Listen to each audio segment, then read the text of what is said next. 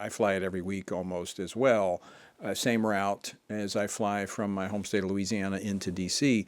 And you can't help but see the military aircraft that's around. There's a lot of it. It's also just the slightest weather issue backs up the traffic because it is so heavy coming into Reagan National. So what do we need to be looking at here? And if you look at some of the video, it looked very odd from the helicopter that collided with the jet. Joining me now to discuss this, retired Air Force Brigadier General John Teichert. He was a former command pilot with more than 2,000 hours and 38 different aircrafts. As a distinguished military career, General Teichert retired as the Assistant Deputy Undersecretary of the Air Force for International Affairs. General, welcome back to Washington Watch. Thanks for joining us. Tony, thanks for having me. So what can, I know you've been discussing this with others of your contacts. What can you tell us that you have learned so far from last night's crash? Tony, very clearly there was a breakdown in deconfliction between the airliner and the helicopter. And normally when that happens, it's due to some sort of confusion or breakdown in communication. And as these mishap investigation boards stand up, one from the NTSB, one from the Army, they're going to be gathering the information. Part of that will be collecting the full tapes of the air traffic control transmissions over the course of that flight. And then those black boxes or flight data recorders are going to have information about what was being discussed within both of those cockpits. And I think the breakdown in deconfliction is going to tend back to a root cause of confusion or lack of communication that those pieces of evidence will help sort to reveal. What do we know about the Black Hawk helicopter? What was its mission? What was it doing? Tony, any helicopter pilot that flies within the DC area has special training and qualifications because it is such a congested and highly prescripted area based on national security concerns. But any helicopter that flies is either performing or training to perform one of three primary missions: distinguished visitor transport, protecting Washington, D.C. from the air, or responding to a national emergency. In this particular case, the Black Hawk crew was training for one of those mission sets. And in order to train, you need to fly in the airspace in a realistic way. And that's what they were doing last night. Have you seen the video that that was caught? That you see the lights. It was a clear night, as the president pointed out, that you can see, and it just appears that the helicopter just flew right into the airplane. It is. That aircraft was on a very predictable, slow, and vulnerable part of its approach from the south to the north at DCA. And clearly that helicopter, for whatever reason, did not see that aircraft, was not provided deconfliction help by air traffic control. And you're right, you see a very fast vector from the left to the right that slams the helicopter into the aircraft that initiated this tragedy. Have the skies over our nation's capital become too congested? It is worth the discussion, Tony, and several legislatures have had this discussion already as the number of flights out of DCA grows. And you think about those number of flights and then all of the helicopter traffic that is only there for first response, law enforcement, or military purposes.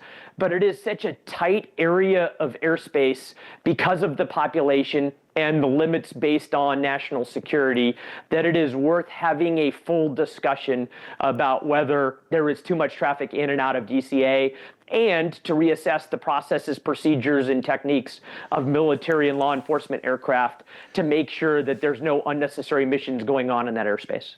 So General, as you pointed out, the three reasons for them to be flying missions there. We've seen an increase in the commercial air traffic because every time the FAA is reauthorized, we see more slots created for DC because it makes it convenient for those of us who fly into DC, for members of Congress. But also, we live in a different time. Increasingly, the security threats to our nation's capital have increased. So is that also a part of creating a greater need for those assets to be in the air in our nation's capital? Tony, part of the answer is yes, but we have two very capable airports in the DC area, one up in Maryland, BWI, one out at Dulles, that could handle some of this traffic.